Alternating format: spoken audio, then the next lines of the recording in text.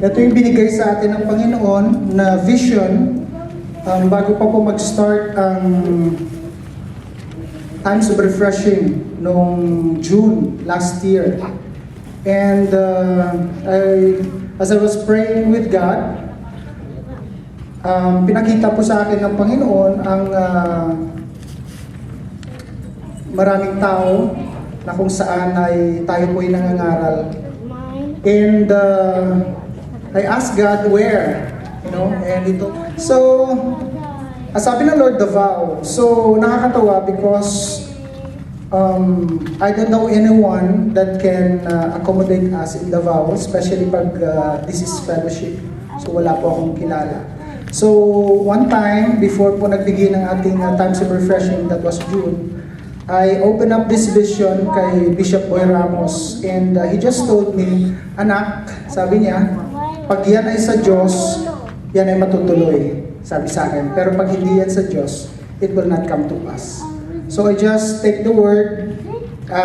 Sunday morning, mayroon po tayong Go Forth group. So we went to Go Forth group at nakita ko po yung taga Davao.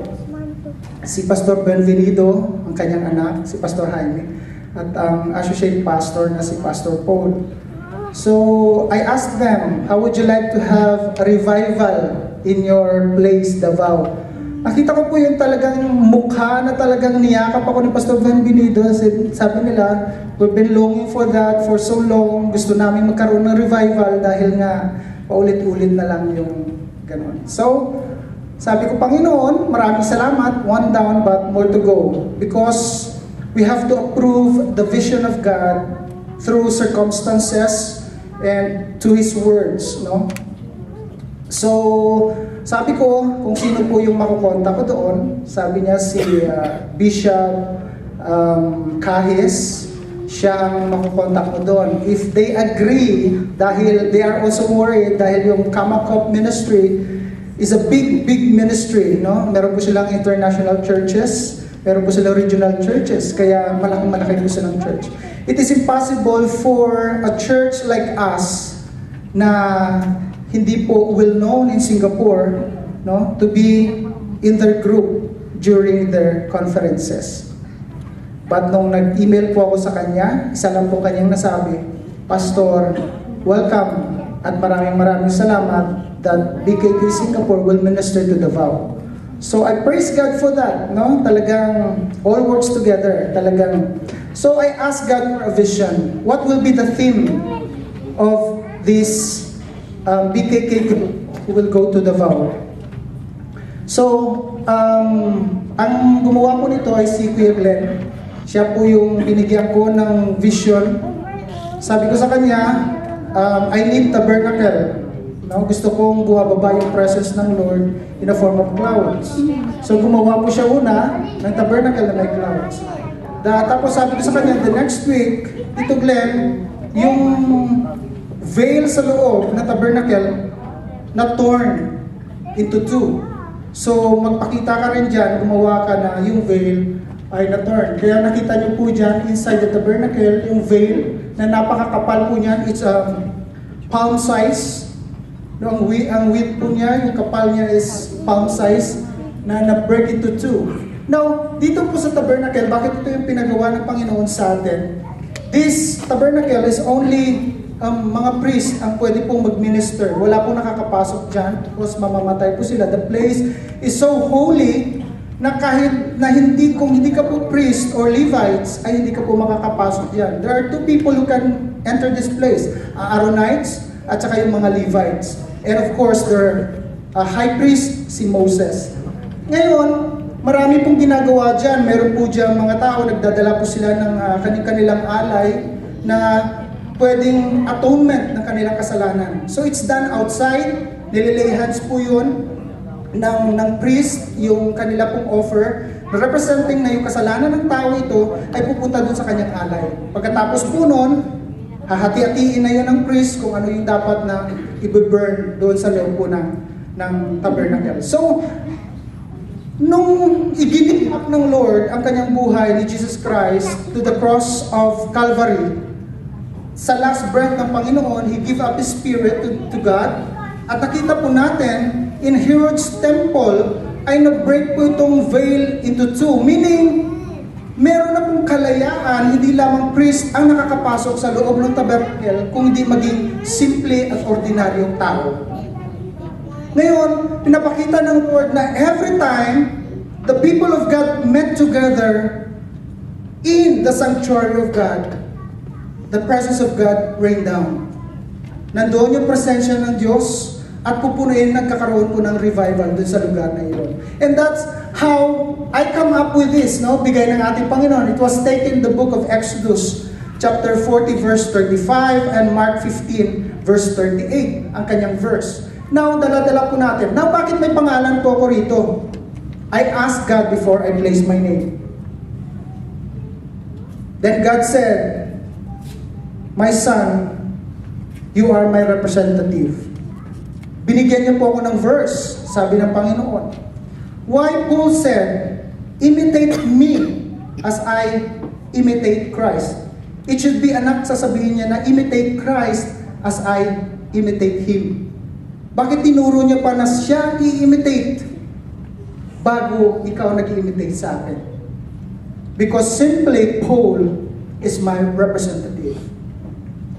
Wherever we go, there must be a representative of BKK, of this theme of tent of meeting. Kasi kung hindi, wala po. Hindi ka po makakapasok sa isang lugar.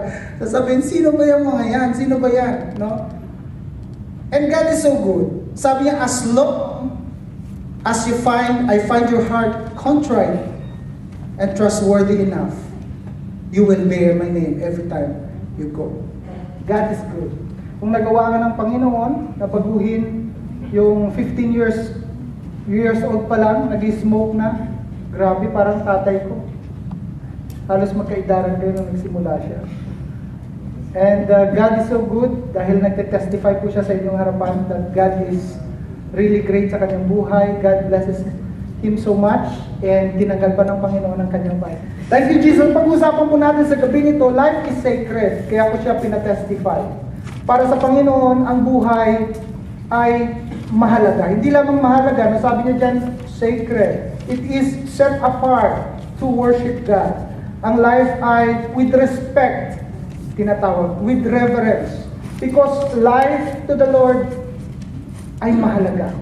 Kaya po, mahalaga na merong nagbabagong tao, mahalaga na meron pong nakaka-survive in these last days, mahalaga na meron pong nare-restore, mahalaga na meron pong na-strengthen. If you have sickness, gusto ng Panginoon ay gumaling ka, of course. Dahil sa Kanya, your life is very much important. Your life is so sacred. But if we are passing through na kung saan hindi natin makukuha ang kagalingan, it means to say, something is going on in your spiritual life. Ganun lang po ang sinasabi ng Panginoon. Sinasabi ng Lord, something is being restored sa iyong buhay. May binabago pa ang Panginoon. That's why minsan makikita natin, we're still in struggle sa ating mga buhay. But to God, if God speaks today sa ating pong harapan, He will say unto us that life is sacred. Umpisahan po natin sa 1 Corinthians 6:19. Sabi niya, you should know that your body is the temple of the Holy Spirit. Don't you know that the Holy Spirit is living in you? You are bought with a price, and that price is the life of Jesus Christ. You are now not on your own, but you are owned by God. Yun yung sinasabi. So you must worship God. Honor Him with your bodies. Mahalaga sa Lord ang ating pong mga buhay. That's why sinabi dito, nung tinanggap mo si Kristo bilang Diyos mo at tagapagligtas, immediately ang Holy Spirit ay nag-dwell sa iyo. Now you are not owner of your own self, but God owns you.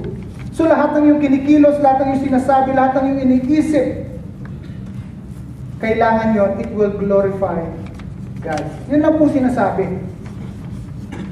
So ibig sabihin, if you done something wrong sa iyong buhay, you are violating the very command ng Panginoon that is not yours. It is mine because I bought you with a price. I bought you with my own life. So dapat lahat ng iyong gagawin, your own body must give worship to God.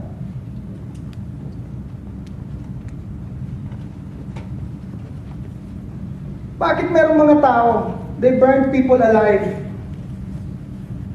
They have no respect doon sa buhay ng isang tao. Maybe they don't know that life is secret. Anong nangyayari? They are sinning against God. Halimbawa, no? Ako nag-invento ng gitara.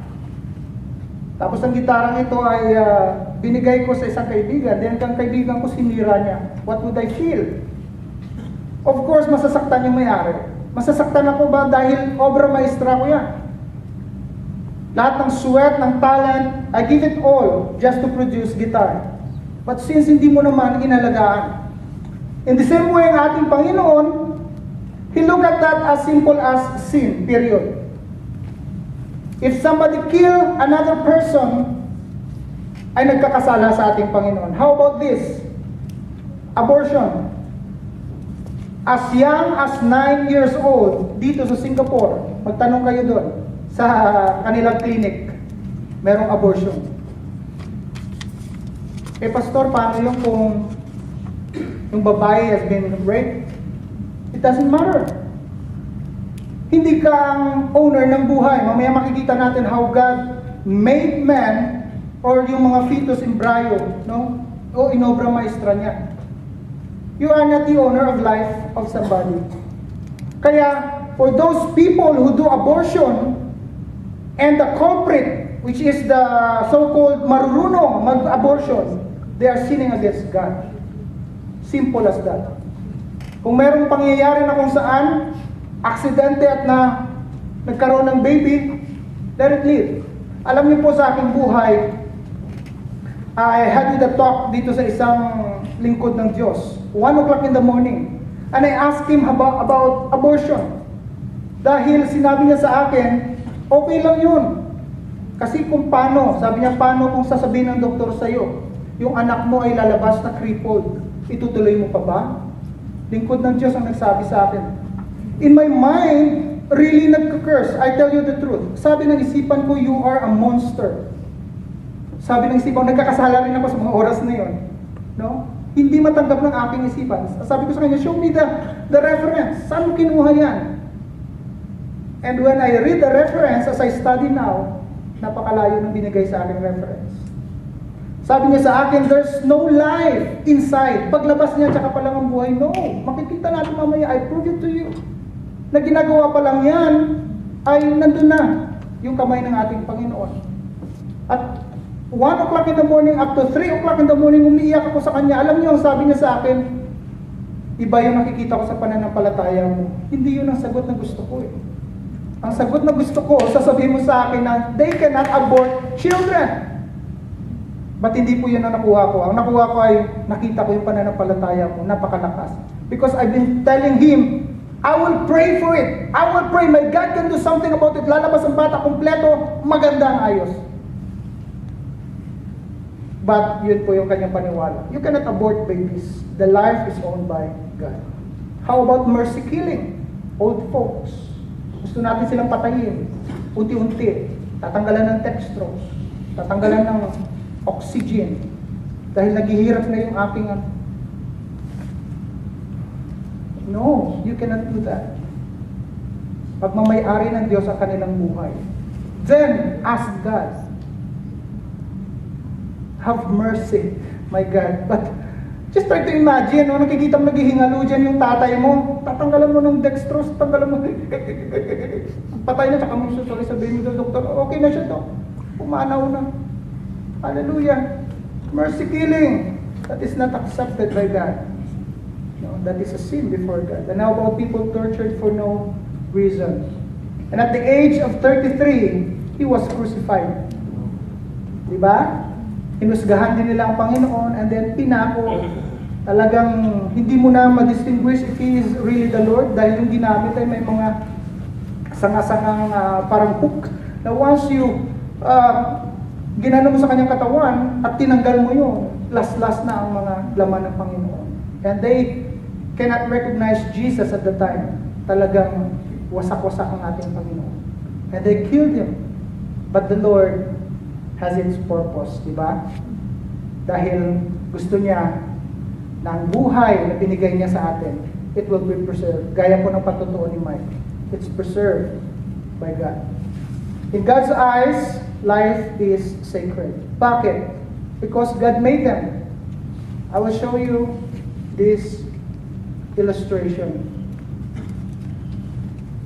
In Psalms 139, verses 13 to 17, I wonder how David come up with it. Although ang writings niya is not really that precise, na sinabi niya embryo, sinabi niya soul, no. But the revelation of the Lord is really clear that, I don't know, maybe this is a vision na nakikita niya how God performed, no, to create human. And makikita po natin. Okay, when your father and your mother made love, kaya po kayo nandyan, di ba? So, meron, nagkaroon ng basketball ball si nanay.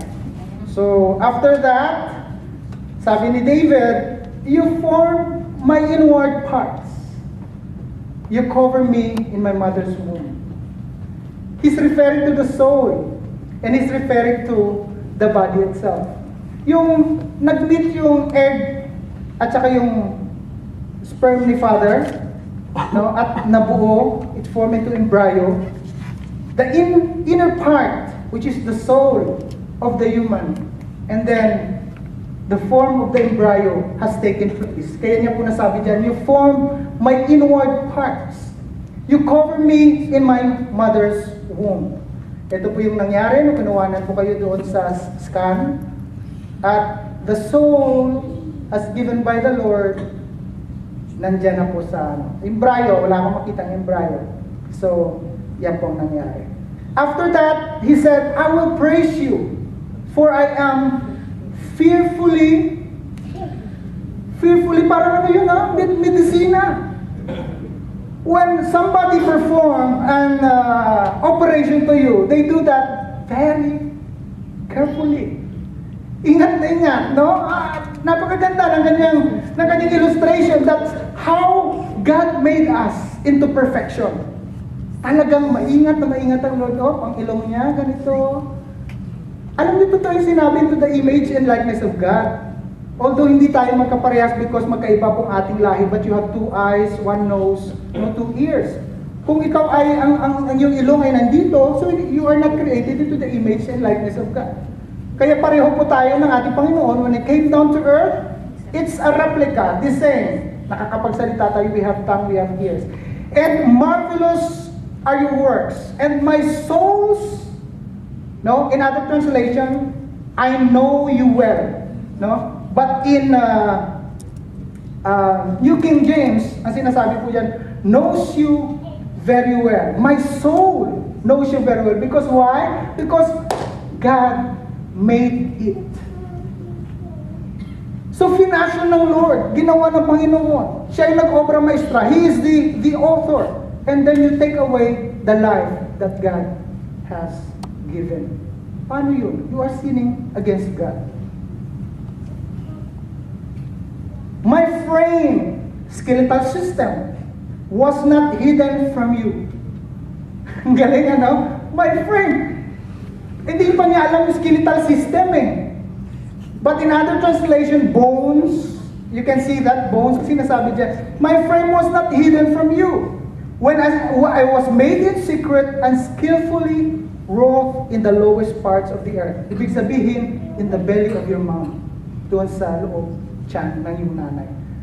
My frame was not hidden from you. It was perfectly made by God. Yung skeletal system mo, yung bones mo, ginawa ng ating Panginoon.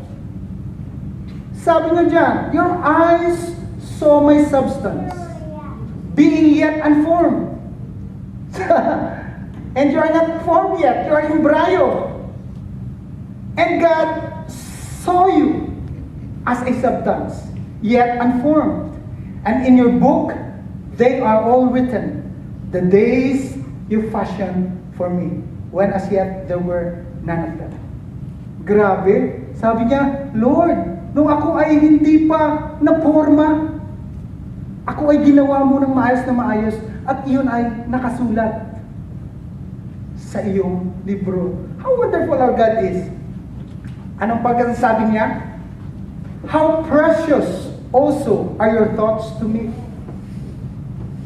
Nung nakaporma ka na, iniisip ka na ng Panginoon. Oh God, how great is the sum of them. Yung mga iniisip ng Lord, sabi niya, ang dami noon. How great are those? Dahil sinabi niya rito, if I should count them, ang mga iniisip mo, Panginoon, they would be more in number than the sun.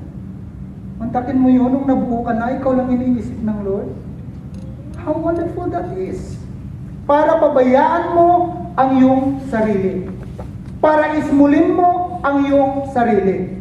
Para hindi mo paligayahin ang iyong sarili. Para hindi mo alagaan ang iyong sarili. Minsan nasabi ko kanina kay Jason, Jay, sabi ko, nagja-jogging ka ba ba? Sabi niya, hindi na rin pastor. Sabi ko, lumalaki na yung tiyan ko. Ako rin, pareho tayo. Jogging naman tayo minsan. Sabi ko sa kanya, hallelujah! Because God fashioned you and He thinks of you. He say, when I'm awake, I am still with you. Nung sinilang ka na, hawak-hawak ka pa rin ng Panginoon. How wonderful our God is. Hallelujah. Life is so sacred and life is so precious sa ating Panginoon. One soul, kaya nga sinasabi, one soul that will know Christ as His Savior.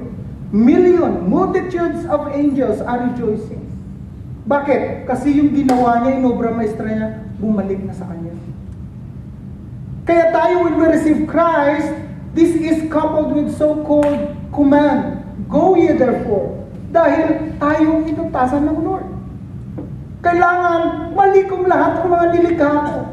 That they should come to my very presence rather than they lost their souls for eternal suffering. Yun ang gusto ng Panginoon. Kaya importante sa atin na mag-share ng Word of God sa iba. Dahil ito ang nilikha ng Lord, for Him is so sacred. Tapos sinabi niya na, no? Kasi ang sinabi niya doon sa part na yun, ng paggawa. Pero ito, yung malaki na. Sabi niya, you have searched me, Lord, and you know me.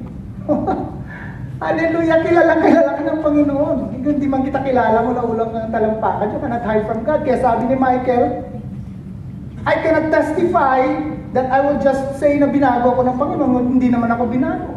Which is true. Because, na-search ka ng Lord, alam pa niya, nilikha ka niya. You cannot tell a lie. Why? Dahil ikaw rin ay tatagalin ng Panginoon dyan. Hallelujah.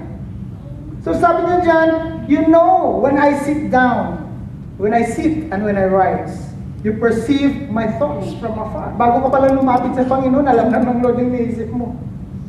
Bago mo pa sabihin sa kapatid mo, alam na ng Lord ang iniisip mo. Bago ka pa mag-decide ngayon na mag-pledge, alam na ng Lord ang nasa isip mo. Hallelujah. Nothing is hidden from God. You discern my going and out. Going out and my lying down. You are familiar with all my ways. Sa Genesis, di ba?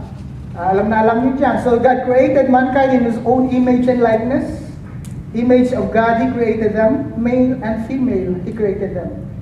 If yung very plan of God materialized in the Garden of Eden, maganda sana ang ating buhay.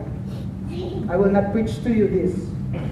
Dahil hindi nag-materialize, so He has to give yung kanyang only Son, si Jesus Christ, for us, para maibalik tayo. Ang isa lang sinasabi ng Panginoon, He created us, He made us. Kawangis tayo ng Diyos. That's why life is so sacred to God. Gusto ng Panginoon that we will have it. Kahit nasa trabaho ka, you are enjoying it. Especially pag naglilingkod ka sa Panginoon. No? Isang nag-trigger sa akin, lalo na yung sumasakit ang ulo ko.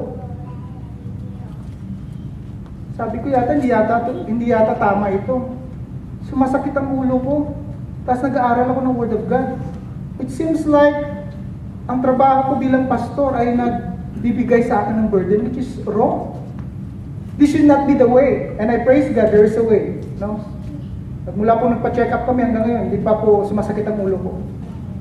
And I praise God for that, no? Sa ginagamit ng Panginoon. And it should not be a burden. Because we should enjoy life sa piling ng Panginoon. Amen po ba doon? Amen. Amen. Colossians 1:16, for in Him all things were created. Things in heaven and on earth, visible and invisible, whether thrones, powers, or rulers, or authorities. All things have been created through Him, for Him. Why? Because we are created for a purpose. And what is your purpose? Ano sabi sa libro ni Rick Warren? To give God the pleasure. Nilikha tayo ng Diyos para magbigay kasiyahan sa Panginoon. Hindi para magbigay ng sama ng loob sa Lord. God created us. All things that is in here, kung hindi dinestroy ng mga tao, they should speak out and say, we will glorify God. And we glorify God. In the same manner sa atin, that really fashioned by God, we must give our life to Jesus. And this must be pleasing and acceptable to Him. So hindi pala pwedeng lagyan ng ating katawan ng kung ano-ano. Hallelujah! Hindi pwedeng lasunin ng ating katawan because this own body that we have, it's not our own anymore. This is owned by the Holy Spirit, for the Holy Spirit is living in us. 1 Corinthians 6:19. Hallelujah! Lahat ng bagay dito sa mundo ito, sabihin mo na, it should glorify God. Kaya ang sinasabi ko sa inyo, dati, bakit ang club merong blinker na lights? It should be sa ating Panginoon. Hallelujah! Kaya huwag matakot. And through this, the presence of God doesn't dwell. The presence of God is dwelling in this place because of your heart. Lagi pag sumasamba ka, maawit ka sa Panginoon, your heart is there. That's why there is the presence of God. Pero ang mga dapat na mai-enjoy natin, it should be enjoy that. And it should give pleasure sa ating Panginoon. Kaya ngayon, di ba, pag may birthday party, marami kang i-invite ng mga unbelievers. For what reason? Gusto mong makarinig sila ng mga awitan doon, kung paano mag-pray. In just a simple way, you are trying to communicate and you are trying to deliver na meron kaming Diyos at tagapagligtas. Diba? Marami ng means and ways na gusto natin gawin because we want to give God the pleasure. Life is sacred because it is protected by God. Ganun ba? Protektado ba kami ng Panginoon? Sabi ni Job, you gave me life and showed me your unfailing love. My life was preserved by your care. This is chapter 10, verse 1. Anong nangyari? Verse 1 pa lang, makita na natin, verse 2, verse 3, inatake na si Job ng lahat ng peste. Namatay ang mga anak, na bagyo ang mga pananim, na nakaw ang mga kahayupan, nasunog ang palaisdaan, buti na lang may exit, kaya ang ibang isda ay nakalabas. Hallelujah, lahat nawala sa kanya. And in chapter 10, nasabi niya pa to. Hallelujah, you give me life and show me your unfailing love. Sino na dito nakaranas sa buhay ni Job na pare-pareho? Natanggalan ka ng lahat-lahat sa buhay. Hubot-hubad. Until such time, he has this boil, no? Yung mga nagnanana sa kanyang buong katawan. That even the friends and the wives, no? Ang wife niya, na-disown na siya. Wala na siyang makukuha pang mga positive na mga advices. But in that situation, nasabi niya pa rin, you gave me life and show me your unfailing love. My life was preserved by your care. Why? Because habang humihinga, may pag-asa. Habang humihinga ka, ibig sabihin, binibigyan ka pa ng chance na Panginoon na magbago. Habang humihinga ka, mayroong pang darating na bukas. Habang humihinga ka, may bagong buhay. Habang humihinga ka, mayroong pag-asa. Habang humihinga ka, may pagpapalang darating. Amen. Ang buhay mo, it will not be like that. Habang buhay. As long as meron ka pang hininga. Kaya yan sinasabi dyan. Meron pang hininga, you still have good life para sa ating Panginoon. Hallelujah! Pag binasa niyo yung Job chapter 23, makikita mo doon kasi gusto niya mag-reason sa Panginoon. Mababasa niyo doon, ang sabi niya, I follow His command. Verse 23, pwede niyo mababasa yan. And I spend time or eat much of His words rather than my words in flesh. Sabi niya, nag-spend time daw siya ng sobra-sobra sa salita ng Diyos, kumakain siya ng salita ng Diyos more than doon sa kinakain ng kanyang flesh. 3 beses siya kumakain sa Panginoon. How many times siya nasa presensya ng Diyos? That's why in verse 1, ano sabi John? He is upright, He is righteous, He is perfect in the sight of God. Sabi niya, Panginoon, kung saan ka sana pupuntahan kita na I will lay ang kanyang problema sa Lord into your courts. But sabi niya sa Panginoon, ang ganda na sinabi niya, kung ano Panginoon ang iyong gagawin, ay iyong ginagawa. Kung anong iyong gustong mangyari, ay mangyayari. For my life and my future lays in your hands. Naintindihan niya ang Panginoon. Hallelujah! Ang buong buhay niya ay nasa kamay ng Diyos. Whether nangyari man yan sa kanya, sabi niya, nasa kamay ng Panginoon ang lahat ng ito. Oh, grabe. May nakaranas na ba sa atin ng ganung klase? Wala pa, di ba? Sabi ni David, for He will command His angels concerning you to guard you in all your ways. Kaya pag nagpipray kami sa gabi, sa prayer ko, Lord, let there be angels in the four corners of this house to guard us while we are resting. Pinapalagyan ko na sa Panginoon ng mga anghel. And the Holy Spirit be with us. Your presence be with us. Siya na rin may sabi eh. So hindi mali yung panalalangin. No? He command His angel concerning you to guard you in all your ways. So nandyan yung mga military ng Lord na nagagabay sa iyo. Parang hindi ko rin naranasan. Kapatid, buhay ka pa ngayon. Kung tinanggalan ng Panginoon, ng gwardiya, inalis niya yung presensya niya sa iyo, sigurado wala ka na rito ngayon. But because of His love, kaya ka pa nakakakita ng magandang bagay, nakakapagsalita, nakakahinga, you still have life. And we must thank God for that.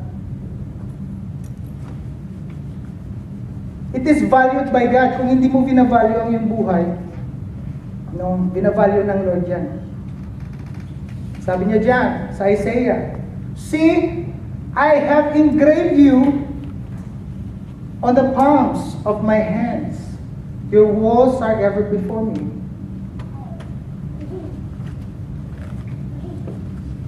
Actually, he's talking to the Israelite, yung Jerusalem city. Yun yung sinasabi ng Panginoon dyan. Because of their ruined walls na nakapalibot sa kanila. So they assured, God assured them that you are written in my palms. But we can get this personally sa atin mismo na sinasabi ng ating Panginoon. Pag sinabing palms of God, it represents blessing. It represents care. Diba? It represents ano yun? Yung araw-araw natin kinakain. All the things that we need, it represents the palms of God. And your name, natanong mo na ba yan kung sino ka para isulat ng Lord sa kanyang mga palad? May nagawa ka bang maganda na para ipagmalaki, para isulat ka ng Lord sa kanyang palad? No, it's God's choice. Pinili yun ng Panginoon na isulat ka sa kanyang palad. Why? Because He made you perfectly, wonderfully made ng ating Panginoon. Regardless po ito, whether you are Christian or non-Christian. Lahat po yun, mayroong biyaya sa ating Panginoon. That's why they must see that God is blessing them. They must realize that there is God. Hallelujah. How much more yung mga Kristiyano? Ayos sana yung mga Kristiyano ang magpapasalamat sa Lord. Na binibigyan tayo ng Panginoon ng kanyang biyaya. And your walls are ever before me. Nakatingin siya sa iyong buhay. In every area of your life, God is there. Protektado ka ng Panginoon. Mahal na mahal ka ng Diyos. Ina-assured ng Lord sa atin na kanyang pagmamahal ay hindi mawawala. Jeremiah 1:5, before I formed you in the womb, I know you. Before you were born, I set you apart. I appointed you as prophet to the nation. Hallelujah! Before you were born, alam na ng Lord na worship leader ka. Alam na ng Lord na giver ka. Alam na ng Lord na sa kusina ka. Alam na ng Lord na magaling ka tumulong sa kapwa mo. Alam na ng Lord. But most of all, He says, you are my prophet. You must share the words of God to the people. Hallelujah! Share the word of God to the people. That's why He created us. For the reason na kailangan nating bahagi ang salita ng Panginoon. And God knows you na ganun ang mararating mo sa buhay. God knows you na maglilid ka. God knows you na magpapastor ka. God knows you.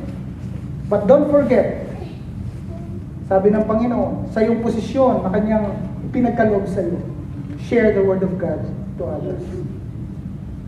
John 10:10, ang kaaway daw ay nagnanakaw, pumapatay. So kaaway lang ang pumapatay. Hallelujah, walang mercy killing sa Panginoon. There's no abortion sa Panginoon. There's no burning of people sa Panginoon. There's no torturing sa atin. Because that is the work of the devil. But God, ang sabi niya, I have come that they may have life and that they may have it more abundantly. Hallelujah. Ang abundant, hindi naman na nakukuha mo lahat-lahat eh. Hallelujah. You live one day at a time and you are satisfied with what God has given you. That is abundance, mga kapatid. Hallelujah. That you are, sabihin mo sa Panginoon, Lord, you are more than enough for me. Yun ang magandang spirit. Yun yung contrite heart.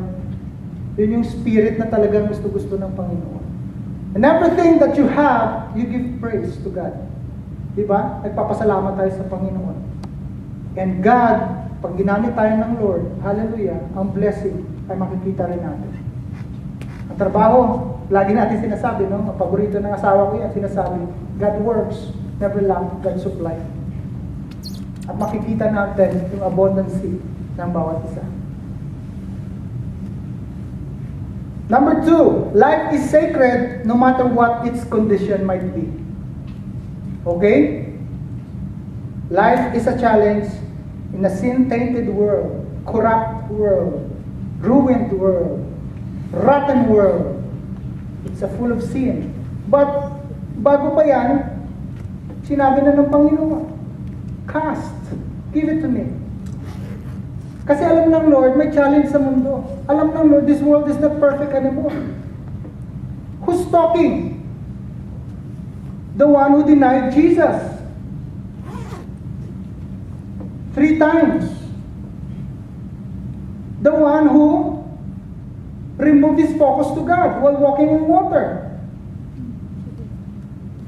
The one who returned to fishing after seeing his master crucified on the cross of Calvary. And now he is telling us, cast all your care. Why? His testimony. Nakita niya sa kanyang buhay that even though yung life niya noon, he ran away from God, he don't believe God. But sinabi niya, pwede palang ibigay lahat sa Panginoon. Cast all your cares because He cares for you.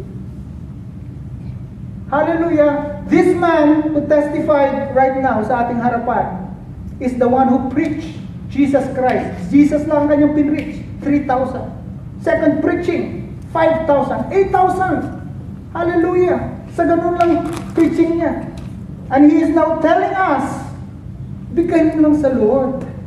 Hallelujah! Pag nagbigay ka sa Panginoon, ganito. Lagi kong illustration yan. Pag binigay mo to sa Panginoon, kukunin ng Panginoon. Pero please naman, huwag mong hawakan.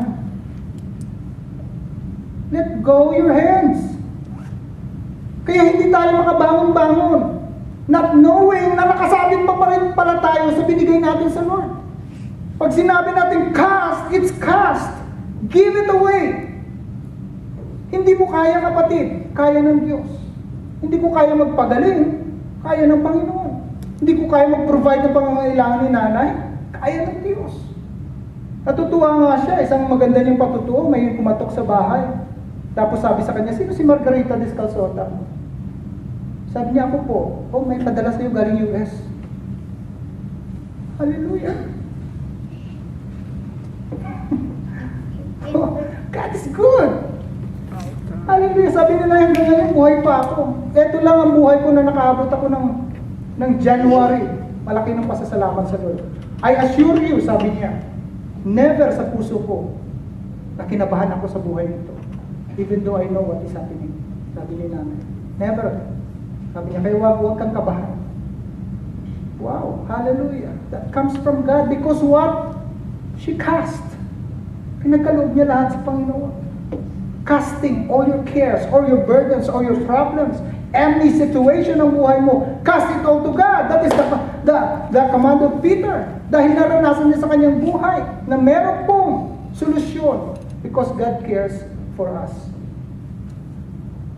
John 16:33, I have told you these things so that in me you may have peace.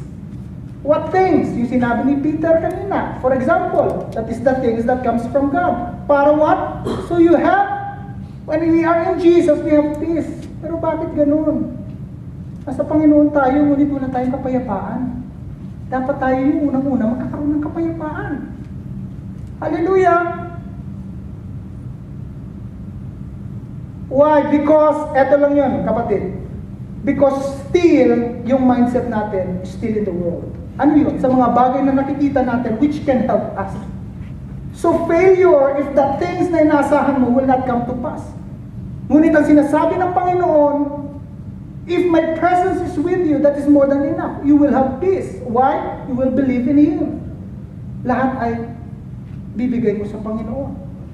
Pero if you still clinging on the earthly things na nakikita ng iyong mata, you will have not peace. Why? Hindi yan dumarating ng gano'n. At minsan, bibiguin ka ng mundo. Mabibigo ka lang, kapatid. Pero sa Panginoon, never. Never kang bibiguin ng ating Diyos. Palakpakan na natin ang Panginoon.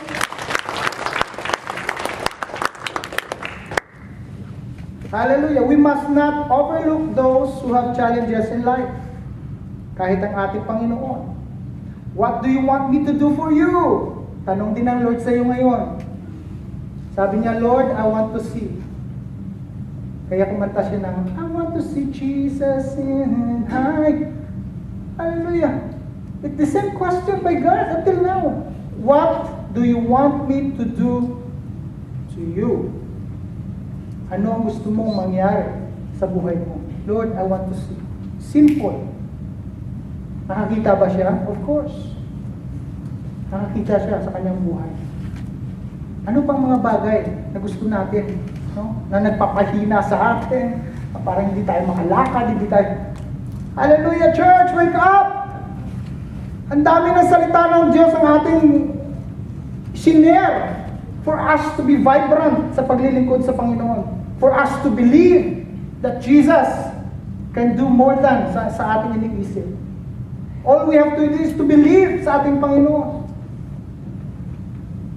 Matthew 9:36, but when He saw the multitudes, He was moved with compassion for them, because they were weary, scattered like sheep, having no shepherd.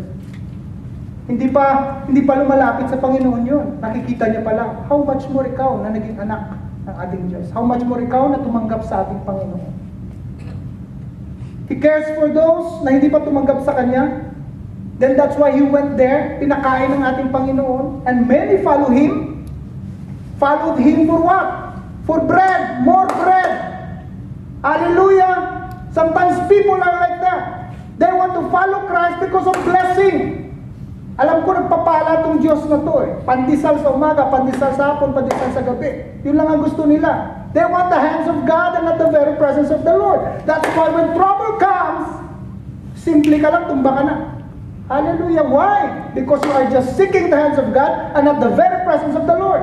Kaya walang nangyayari sa ating buhay. It's all routinary. Pag Sunday malakas, pag Monday bagsak, pag Sunday malakas, pag Monday bagsak. Hallelujah. Because we are not seeking the very, very presence of God. Hallelujah. Luke 7:13. When the Lord saw her, He had compassion on her. During burial, nakita niya yung nanay, umiiyak. Ang kanyang anak na lalaki namatay. Then God was moved with compassion. Sabi niya dyan, then he came and touched and opened the coffin, and those who carried him stood still, and he said, young man, I say to you, arise. Hallelujah, nagagawa nga ng Panginoon to eh. Hindi pa nakakilala sa kanya yun. Hallelujah. Is it impossible for us? No, I don't think so. We just have to believe. Believe, believe, believe. Maniwala na tayo sa Panginoon. Meron at meron. If something nakita natin na parang walang nangyayari, ito lang masasabi ko kapatid. God is trying to tell you there's still more na gustong baguhin ng Lord sa ating buhay. Now once you pass that test, hallelujah, makikita mong pagkilos ng ating Panginoon. But hanggat hindi, there will be struggle all and all. Our Lord placed great value on those whom society has shuffled aside. Tulad ng mga leper ng mga time na yun. Now a leper came to Him, imploring Him. Ano ginawa? Kneeling down to Him. This is the best position that you can come to God. Sanayin niyo ang mga sarili niyong lumuhod. Hallelujah. When you come to God, kneel down before God. Very simple lang, oh. Nag-kneel siya sa Panginoon. Ang sabi niya, kneel down to Him and saying to Him, if you are willing, hindi siya nagpupuwersa sa Lord. Lord, kailangan ngayon, kailangan bukas. Lord, kailangan ko to. Para kami syotang, bil mo ko. Halina, bilhin mo ko niya, bilhin mo ko to, bilhin mo ko. Minsan nakakahiya sa Lord. One time ka lang nag-worship, gusto mo maraming ipagkakaloob. Hallelujah. Nakakahiya. Gusto mo maraming ibubuhos, pero pag ikaw lumapit sa Lord, na hindi ka nga makabuka ng bibig mo. Tapos gusto mo marami. Hallelujah. Check yourselves. This is the time, church. Kaya vibrant ang church, kaya revive ang church, because they know exactly what is going on in their lives. We know exactly what is our relationship natin sa ating Panginoon. Hallelujah. Kailangan makuha natin yun. And you kneel down before God and ask God, Lord, if you are willing, kung gusto mo lang. Hallelujah. Kung gusto mo lang, Panginoon, kung gusto mo lang. Okay lang ako pag hindi. Ganun ang kanyang ano nito eh, nung lumuhod siya. Ano sabi niya? Make me clean. Make me clean. At nakita ng Lord too. Dirty in outside and dirty in inside. At anong ginawa ng Panginoon? Good, the Lord forgave and healed the leper. Hallelujah. In the book of John chapter 9, ganun din nangyari sa bulag, di ba? He came to Jesus.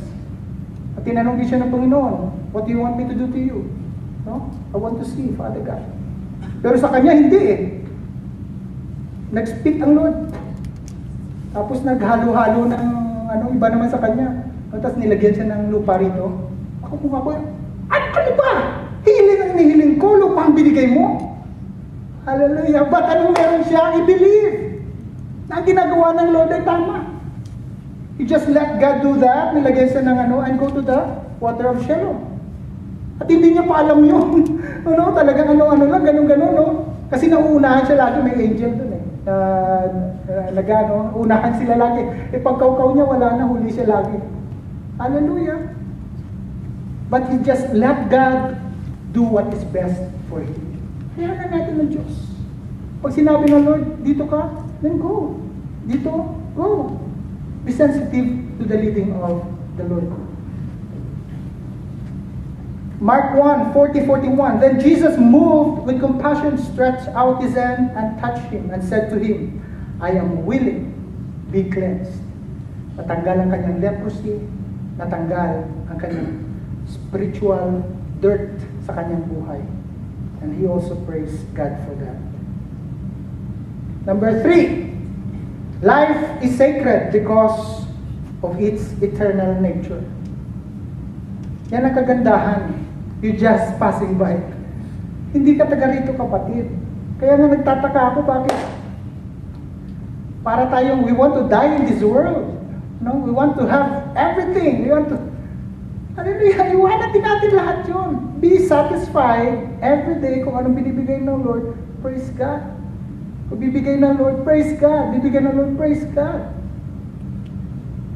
Diba? Each day has its own problem. Kaya kailangan mabuhay tayo every day in the presence of God. No? Kung ako lang,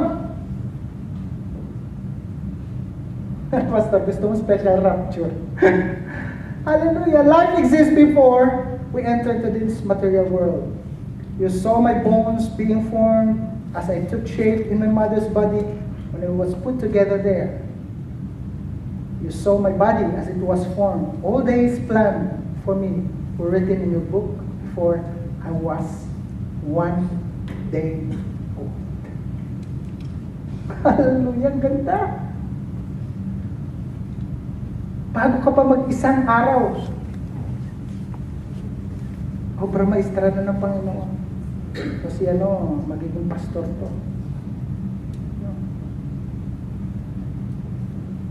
Why? Because you are eternal being. Di talaga kayo taga rito.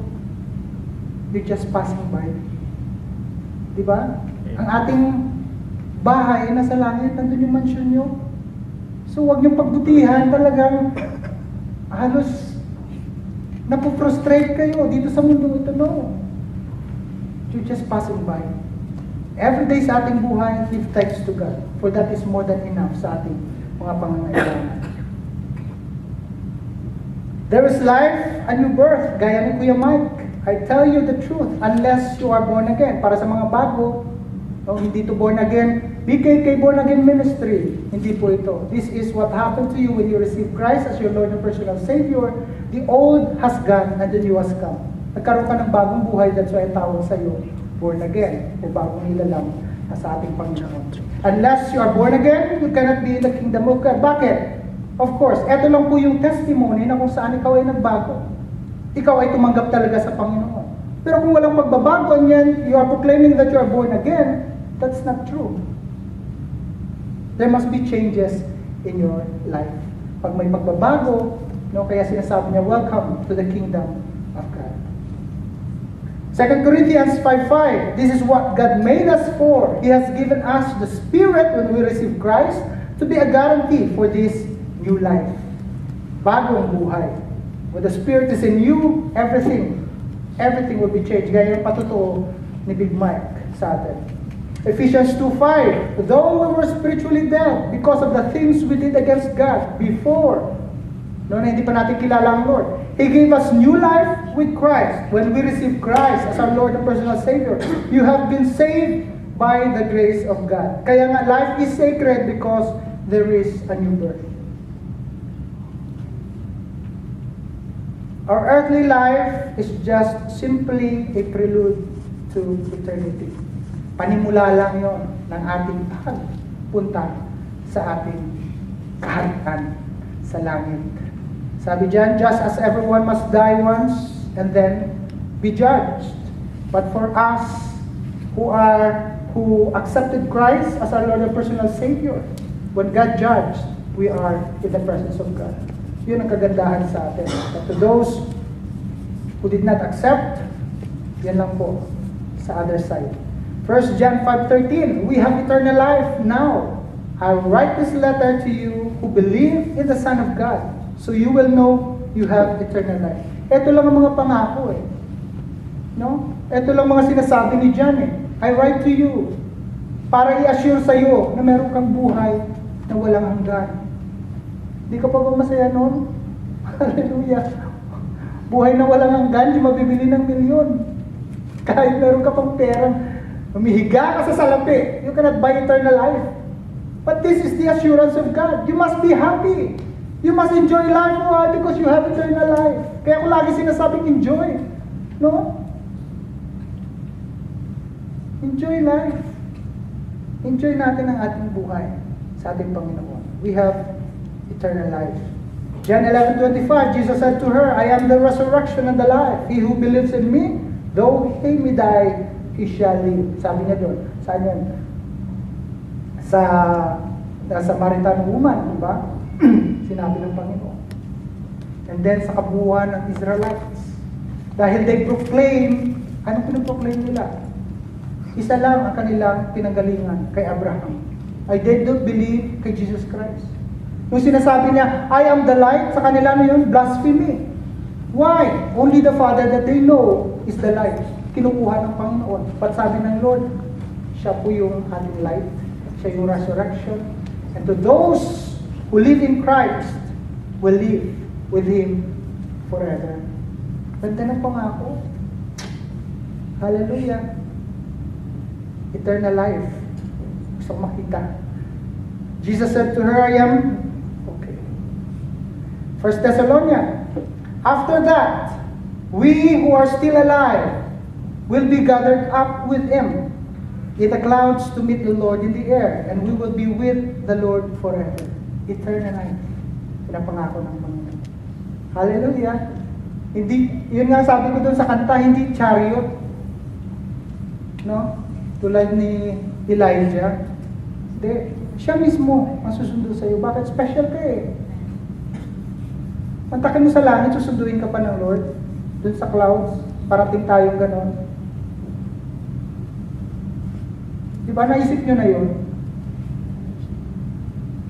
Gaano ako, Lord, kagaling, gaano ako, Lord, ka-faithful sa iyo, gaano po ako kamasunurin sa iyo, para ikaw na mismo magsundo sa akin. Sa Panginoon, isa lang, I love you, period. Sa tao hindi, I love you today, tomorrow may not. Sa Lord hindi. Once He said it, hindi siya tao na nagbabago ang isip. Once sinabi ng Lord na mahal kita, for sure, mahal ka ng ating Panginoon. Amen. Conclusion. Sabi niya dyan sa Ephesians 1:5, because of His love, God had already decided to make us His own children through Jesus Christ. That was what He wanted and was pleased with. Grabe, ano? Hallelujah! Very powerful. Because of His love, God had already decided to make us His own children through Jesus Christ. That was what He wanted and was pleased Him. Psalms 103. Now that the Lord is God, He made us, and we belong to Him. We are His people, and the sheep He tends. Hallelujah. Hindi ba kayo glad dyan? Hallelujah. Mga anak tayo ng Diyos, sheep tayo ng Lord. Siya yung shepherd natin. And finally, sabi niya, but you are a chosen people, royal priesthood, a holy nation, a people for God's own possession. You were chosen to tell about the wonderful acts of God, who called you out of darkness into His wonderful light. Mahal na mahal tayo ng Panginoon. This is the assurance of God that you are not nobody. You are somebody in the sight of God. Meron ka pang ibubuga, kapatid. Hallelujah. God can use you more. Hindi dito sa Singapore. That's why God is extending His blessing to us to be used in Davao. Now, let's just be prepared and let's just trust God for everything. Hindi natin kaya. I cannot do that. No? Wala po akong anointing pag walang Panginoon. And I have no courage to preach among those ministers. May mga bishops doon, may mga presidente doon ng kanilang mga society. But I have God. Whenever I stand in front of people, one thing that encourages me is that God is speaking in my behalf. That's why I don't afraid. I am not scared to face anybody. Pag sinabi ng Lord, you preach, I will preach. Pag sinabi ng Lord, you lay hands, I will lay hands. Hallelujah. Alam niyo ba mga pumupunta rito foreigner? Anong sabi nila? I want to be your assistant pastor. Hindi ko na sinasabi sa inyo. They want me to be their head pastor. Sinasagot ko, hindi. Wala akong sinasabi. I just smile. Because I know Satan is speaking. Can you get that? The devil can twist your mind. No? Gusto niyang magkaroon ka ng pride to yourself. And accept that na sila ay mga lower ranks mo. But no, we are called the same. We have the same rank in the sight of God. I was called to preach and you are called to preach. Wala akong rank sa Panginoon. The highest is my general, is Jesus Christ. And that's all. Pag sinabi ng Diyos, stop, I will stop. I will not continue. Lahat sila na pumunta rito ng mga foreigner. Hallelujah. Gusto nila maging katulad natin. Nag-sponsor ng mga ganon. And they want to be under sa ating ministry. Hindi ko pinapakinggan. Why? That is the voice of the devil. They are also called by God. Na-amaze lang sila. Kaya nila nasasabi. But they have their own also obligation pag bumalik sila sa kanila. And I'm not telling you that. Tinestify ko lang sa inyo. That is what happening pag ang mga pastor ay nag-uusap. It's not us. Wala tayong kakayanan. Sabi ko nga, binigyan mo ako ng Davao. I don't know. Binigyan mo ako ng ministry. I don't know how to run the ministry. Ba't nakikita niyo naman? Pag pupunta rito ang mga pastor, they are amazed. They are so blessed with us. Why? Because the Holy Spirit runs all of this. Wala po tayo. Wala po tayong kakayanan. But because the presence and the power of God that is in us, we can do things more than that we can imagine sa buhay na ito. Amen? Are you willing? Hallelujah, magpagamit sa ating Panginoon? Let's give God a offering tonight. Hallelujah. Hallelujah. Thank you, Lord God. Hallelujah. All glory. All glory, All honor. all honor, All praise. all praise, All thanksgiving. all thanksgiving, All worship. all worship Belongs to belongs to Jesus. Jesus. Hallelujah.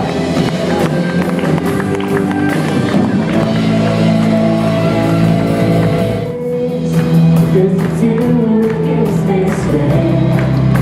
Nothing's impossible.